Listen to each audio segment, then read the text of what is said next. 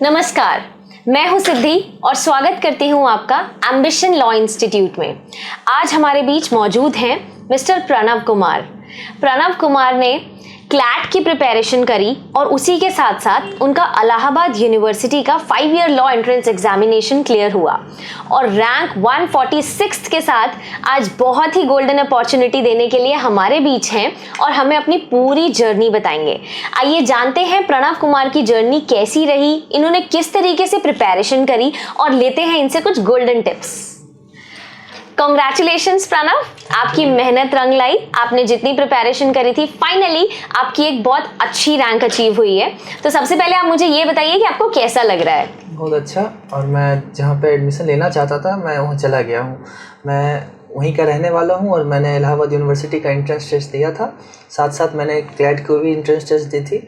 जब मेरा इलाहाबाद यूनिवर्सिटी में हो गया तो मैं फिर वहीं पे एडमिशन ले लिया।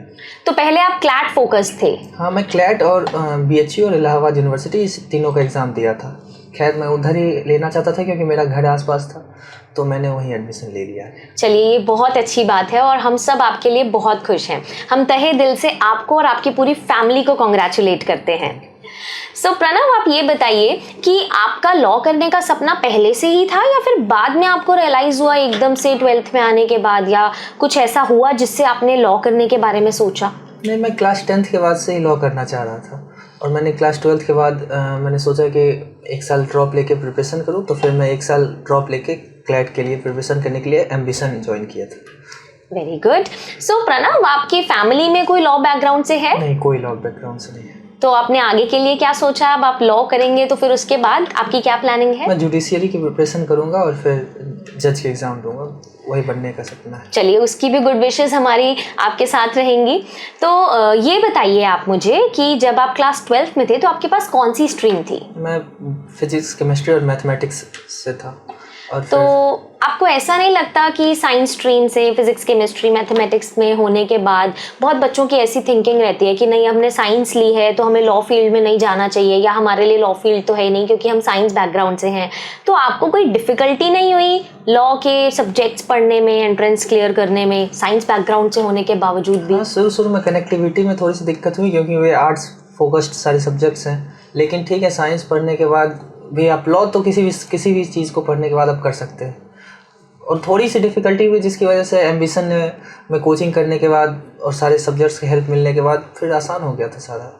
चलिए, ये बहुत अच्छी बात है। क्लास 12th के बाद फिर आपने क्या क्या और एग्जाम्स दिए? क्लास 12th के बाद मैंने 1 साल का ड्रॉप लिया और फिर मैं क्लैट, इलाहाबाद यूनिवर्सिटी और BHU, ये तीनों एग्ज़ाम दिया था मैंने। ठीक है, और इलाहाबाद यूनिवर्सिटी आपका मेन फोकस था? इलाहाबाद यूनिवर्सिटी और बनारस हिंदू यूनिवर्सिटी, यही दोनों था। और इलाहाबाद यूनिवर्सिटी ही आपका क्रैक हो गया? तो इलाहाबाद यूनिवर्सिटी, क्लैट या फिर BHU, जो भी कंबाइंड प्रिपरेशंस आप कर रहे थे, ये प्रिपरेशन आप कैसे करते थे? मतलब कितना टाइम आप देते थे अपनी पढ़ाई को? क्या क्या सब्जेक्ट्स आप ज़्यादा फोकस में रखते थे? कैसे प्रिपेयर करते थे? क्लासेस चलती थी एम्बिशन की 10 से 6, 10 से 5 तक लगभग। उसके बाद फिर रात को हम लोग पढ़ाई करते थे और ये तो खुद की पढ़ाई हुई। बाकी सब्जेक्ट्स आप कॉन्स्टिट्यूशन और सारे लॉ सब्जेक्ट्स, फिर लॉजिकल रीजनिंग और मैथमेटिक्स और करंट अफेयर्स के लिए न्यूज़पेपर पढ़ना और बहुत सारे सोर्सेज थे जैसे GK टुडे और भी कई सारे सोर्सेज थे। और बाकी एम्बिशन में जो लेक्चर्स, क्लास के लेक्चर्स, उन्होंने काफ़ी लॉ के सारे सब्जेक्ट्स करने में बहुत सारी मदद मिली थी उससे। तो आपका ये मानना है कि न्यूज़पेपर बहुत बेनिफिट रखता है क्लास 12th के बाद, जो भी स्टूडेंट्स क्लैट फोकस्ड हैं या 5 ईयर एंट्रेंस के लिए जाते हैं? क्लैट के लिए आपको न्यूज़पेपर पढ़ना ही पड़ेगा क्योंकि आप कॉम्प्रिहेंशन बेस्ड सारे क्वेश्चंस आप ईज़िली जल्दी समझ पाओगे और जल्दी उसको, क्योंकि बहुत कम टाइम में बहुत सारे कॉम्प्रिहेंशन डील करने होते हैं, बहुत सारे क्वेश्चंस को डील करनी होती है, जिसकी वजह से अगर आप डेली न्यूज़पेपर पढ़ते हो तो आपकी अंडरस्टैंडिंग उस कॉम्प्रिहेंशन की ज़्यादा अच्छी बनेगी। तो आपको न्यूज़पेपर तो पढ़नी ही चाहिए रोज़ के रोज़। पहले क्लैट का पैटर्न डिफरेंट था। पहले सिर्फ क्लैट में क्वेश्चन आते थे, नीचे 4 ऑप्शंस होते थे और आंसर करना होता था। उसके बाद 2019 के बाद पैटर्न चेंज हो गया, जिसमें अब आपके पास कॉम्प्रिहेंसिव पेपर आता है। तो आपको क्या लगता है, पहले ही ईजी था या अब ईजी है? क्या पॉइंट ऑफ व्यू आपका? पहले थियोरेटिकल थे कि आप रट लीजिए, अब आपको एप्लीकेशन बेस्ड है। आप जितना ज़्यादा समझ पाएंगे, जितना ज़्यादा चीज़ों को डिकोड करते जाएंगे। इसीलिए न्यूज़पेपर बहुत ज़्यादा इंपॉर्टेंट हो जाता है, क्योंकि आप अगर रोज़ न्यूज़पेपर पढ़ते हैं, रोज़ आप न्यूज़पेपर को समझते जाते हैं, तो आपको वो कॉम्प्रिहेंशन समझने में ज़्यादा आसानी होती है। और इसलिए इस क्लैट एग्ज़ाम के लिए तो न्यूज़पेपर मस्ट नेसेसरी ही है, तो ज़रूरी है न्यूज़पेपर। और क्लैट कॉम्प्रिहेंशन बेस्ड एग्ज़ाम है, ठीक है, आसान टफ तो अलग अलग मोड हो गया, लेकिन आसान ही है। अगर आप बच्चा अच्छे से कॉम्प्रिहेंशन बेस्ड न्यूज़पेपर को डील करेगा रोज़, तो वो बहुत आसान है। तो जैसे आजकल के जो आपके एज के बच्चे हैं, उनके लिए मोबाइल फ़ोन एक बहुत बड़ा डिस्ट्रैक्शन है। बच्चे पढ़ने बैठते हैं और अगर 2 घंटे पढ़ाई कर रहे हैं तो उसमें से 1.5 आवर वो मोबाइल फ़ोन के साथ बिजी रहते हैं। तो आपको प्रिपरेशन में और इतनी अच्छी रैंक अचीव करने में मोबाइल फ़ोन ने कभी डिस्ट्रैक्ट नहीं करा? मोबाइल फ़ोन सबको डिस्ट्रैक्ट करता है उस वक्त, लेकिन हाँ, हमारे कुछ अच्छे दोस्त थे तो हम लोग साथ मिलकर पढ़ते थे लाइब्रेरी में, तो उसने नहीं किया। लेकिन हाँ, मोबाइल बहुत ज़्यादा डिस्ट्रैक्ट करता है। मोबाइल, आपके रिलेशनशिप्स, आपके मोबाइल फ़ोन्स, रील्स, इंस्टाग्राम, ये सब चीज़ें बहुत डिस्ट्रैक्ट करती है। लेकिन ठीक है, इसी बीच में आपको अच्छे फ्रेंडशिप, अच्छे दोस्त मिल जाते हैं, तो फिर आप उनके साथ चीज़ें डिस्कस कर सकते हो, आप उनके साथ बैठ के पढ़ाई कर सकते हो। तो इसने मुझे बहुत हेल्प किया। अच्छे दोस्त बनाइए, अच्छे दोस्त आपके यूएसपी होते हैं, वो आपको मदद करते हैं। तो आपको क्या लगता है कि क्लैट की प्रिपरेशन में बच्चे को बिल्कुल बुकवर्म बन जाना चाहिए या फिर मस्ती से पढ़ना चाहिए? मस्ती से ही पढ़ाई होती है, बुकवर्म में तो पढ़ाई होती ही नहीं, पढ़ाई तो मस्ती से ही होती है। तो आप कुछ टिप देना चाहेंगे हमारे ऑडियंस को कि किस तरीके से वो अपना लाइफस्टाइल कैसे सेट कर सकते हैं, अपना रूटीन कैसे सेट कर सकते हैं और कैसे क्लैट की प्रिपरेशन या बाकी 5 ईयर लॉ एंट्रेंस एग्जाम की प्रिपरेशन कर सकते हैं? बस अपना रूटीन बनाए, पढ़ाई करें, फिर मस्ती करें। पढ़ाई सबसे पहला चीज़ पढ़ाई हो जाना चाहिए, फिर आपको जो करना है वो करिए। और ऐसा कुछ नंबर ऑफ आवर्स है कि कितने नंबर ऑफ आवर्स आप जितना पढ़ पा रहे हैं, लेकिन हाँ इतना कि आप जितना बना रहे हैं अपना, आज मुझे ये पढ़ लेना है, तो उतना पढ़ लीजिए, फिर आपको जो करना है वो करिए। सबसे पहले प्रायोरिटी पढ़ाई होनी चाहिए, बस। तो आपकी जो ये जर्नी रही, जो आपने प्रिपरेशन करी, इसमें आपकी फैमिली का क्या सपोर्ट रहा आपको? सबसे बड़ा सपोर्ट उन्होंने ही किया। अगर मैं वो सपोर्ट नहीं करते तो मैं यहाँ दिल्ली जैसे शहर में आके पढ़ाई करना तो असंभव है। तो सारा सपोर्ट घर से, पैसों का, खाने का, सब चीज़। तो सबसे पहला चीज़ तो फैमिली, फिर अच्छे दोस्त, यही सब चीज़ें हैं। बिना फैमिली के सपोर्ट के तो आप कुछ नहीं कर सकते हैं आसानी से। प्रणव, आपने कोई स्टडी मटेरियल रेफर किया था, कुछ भी ऐसा मटेरियल जो आपने जिससे पढ़ाई करी हो, ताकि जो स्टूडेंट्स आपको सुन रहे हैं वो भी वही स्टडी मटेरियल फॉलो कर सके? कुछ ऐसा आपने यूज़ किया था पढ़ने के लिए? मैंने लॉ एम्बिशन में एडमिशन लिया, यहाँ पे बहुत सारे बुक मटेरियल्स मिले थे। जैसे एक तो सर आलोक रंजन सर की लिखी हुई वो आइडिया ऑफ कॉन्स्टिट्यूशन, वो किताब बहुत अच्छी है। उससे कॉन्स्टिट्यूशन का आपको बहुत अच्छी नॉलेज मिलती है। फिर बहुत सारे सब्जेक्ट्स कंपाइल्ड एक ही बुक में, बहुत सारे कंपाइलेशन, जैसे ये बुक है क्लैट की। इस बुक में सारे क्वेश्चंस आप प्रैक्टिस कर सकते हैं। इस बुक में सारे के सारे क्वेश्चंस प्रैक्टिस करने के लिए बहुत अच्छी है। आप अपनी पढ़ाई करिए, लेक्चर ख़त्म करिए इस क्लासेस के, उसके बाद आप इस बुक के सारे क्वेश्चंस को बार बार प्रैक्टिस करिए, वो आपको एग्ज़ाम में बहुत हेल्प करेगा। अच्छा, तो मतलब इस बुक ने आपको हेल्प करा फाइनली? इस बुक के सारे क्वेश्चंस को आप करिए, और बाकी बुक तो क्वेश्चंस, बहुत सारे क्वेश्चंस इसमें दिए गए हैं, concept bye concept, topic by topic. तो आप इसको करिए और फिर आपको एग्ज़ाम में बहुत हेल्प मिलेगी।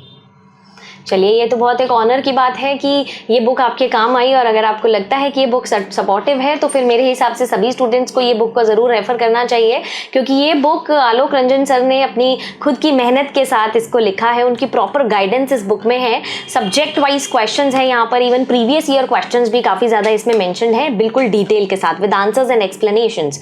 तो मेरा भी ये मानना है कि ये बुक जो है बच्चों के लिए बहुत फ्रूटफुल साबित हो सकती है। अब इसके बाद मेरा आपसे एक क्वेश्चन और है कि जो बच्चे क्लैट की प्रिपरेशन करते हैं, उन लोगों का मेजर फोकस हमेशा ये होता है कि हमें एनएलयू मिल जाए। जब उन्हें एनएलयू अगर नहीं मिल पाता है, तो जैसे बाकी 5 ईयर एंट्रेंस एग्जाम्स होते हैं या आईपी यूनिवर्सिटी होती है, बच्चे बहुत ज़्यादा डीमोटिवेट होने लगते हैं। उन्हें ऐसा लगता है कि एनएलयू नहीं तो कुछ भी नहीं। इस बात पर आपका क्या पॉइंट ऑफ व्यू है? नहीं, आप एनएलयू तो सबसे best faculty, best opportunity provide करती है, लेकिन और सारे भी सेंट्रल यूनिवर्सिटीज़ हैं, जैसे जामिया मिलिया इस्लामिया, बनारस हिंदू यूनिवर्सिटी, अलीगढ़ मुस्लिम यूनिवर्सिटी, इलाहाबाद यूनिवर्सिटी, इस सब यूनिवर्सिटी भी आपको अच्छे अपॉर्चुनिटी प्रोवाइड करती है। हाँ, एनएलयू की बात थोड़ी ज़्यादा ऑनर्ड है, तो लोग चाहते हैं कि एनएलयू में मिल जाए, लेकिन ये सब सेंट्रल यूनिवर्सिटी में भी बहुत अच्छी पढ़ाई होती है। और आप 5 साल अगर अच्छे से लॉ पढ़ के निकलते हैं तो आप ज़िंदगी में ज़रूर कुछ ना कुछ बहुत अच्छा कुछ कर लीजिएगा। तो बेसिकली वो 5 साल की पढ़ाई बहुत ज़रूरी है। आप अच्छे जगह पर एडमिशन लीजिए। एडमिशन ना मिलना तो फिर से आप कोशिश करिए, लेकिन मिल जाएगा एडमिशन, बहुत आसान है, कोई ज़्यादा टफ है नहीं लो। बहुत सारे व्यूअर्स आपको देख रहे हैं और आपसे सुनकर इंस्पायर भी हो रहे हैं। आपकी जर्नी जैसी रही और जिस तरीके से आपने इतनी अच्छी रैंक अचीव करी है, तो बहुत सारे व्यूअर्स आपसे मोटिवेट भी होंगे। तो मैं चाहती हूँ कि आप हमारे व्यूअर्स को कोई इंस्पिरेशनल या कोई ऐसा मोटिवेशनल मैसेज दे सकें जिससे वो भी अपनी पढ़ाई को एक गियर अप कर सकें, अपनी प्रिपरेशन को, और बहुत अच्छे से पढ़ाई कर सकें और अचीव कर सकें जो वो चाहते हैं। तो आप कोई भी शहर आ रहे हैं तो सबसे ज़रूरी है कि आप अपना समय को बर्बाद ना करें। सबसे ज़रूरी चीज़ होती है, बड़े बड़े शहर में इतनी चीज़ें होती हैं डिस्ट्रैक्शन के लिए कि आपकी आधा से ज़्यादा समय तो ऐसे ही बर्बाद जाता है। अच्छे दोस्त बनाइए, पढ़ने वाले दोस्त बनाइए, मस्ती भी बहुत करिए, लेकिन पढ़ाई बहुत ज़रूरी है। आप यहाँ पढ़ने आ रहे हैं तो पढ़ाई तो सबसे ज़्यादा ज़रूरी है। पढ़िए, बहुत मस्ती करिए और फिर हो जाएगा सब, कहीं ना कहीं तो हो ही जाएगा। बाकी आप अगर अच्छे से फोकस्ड होकर पढ़ाई करिएगा तो जो आप चाहिएगा वो मिल ही जाता है। प्रणव, आपसे बात करके हमें बहुत अच्छा लगा और मैं श्योर हूँ कि हमारे व्यूअर्स जिन्होंने आपको सुना वो आपसे बहुत इंस्पायर हुए होंगे। आपकी जर्नी काफ़ी टफ रही और उसके बाद भी आपने जो चाहा वो अचीव करा, और आगे भी आप जुडिशरी में अचीव करना चाहते हैं सक्सेस, तो all the best for that. और हम फिर भी आपके साथ हैं, आपको जो भी सपोर्ट हमसे चाहिए हम हमेशा आपको सपोर्ट करेंगे। जैसा प्रणव ने कहा, तो हमारे व्यूअर्स को मेरा भी यही मैसेज है कि आपको अपनी प्रिपरेशन के साथ कंसिस्टेंट रहना चाहिए। ऐसा ज़रूरी नहीं है कि क्लैट के बाद हमें एनएलयू को ही फोकस करना है। Yes, NLU is number 1 priority, but उसके बाद हमारे पास और बहुत सारी यूनिवर्सिटीज हैं जिनके डोर्स हमारे लिए ओपन हैं, और वो यूनिवर्सिटीज भी हमारे लिए वंडर्स कर सकती हैं। तो आई होप अब जितने भी स्टूडेंट्स मुझे सुन रहे हैं और जो क्लैट या बाकी 5 ईयर लॉ एंट्रेंस की प्रिपरेशन कर रहे हैं, उनको बहुत ज्यादा मोटिवेशन मिली होगी। Now gear up your studies, because दिसंबर में क्लैट आने वाला है। तो आप लोगों को भी मेरी तरफ से all the best. Thank you, Pranav. Thank you for your golden moments with us. Thank you.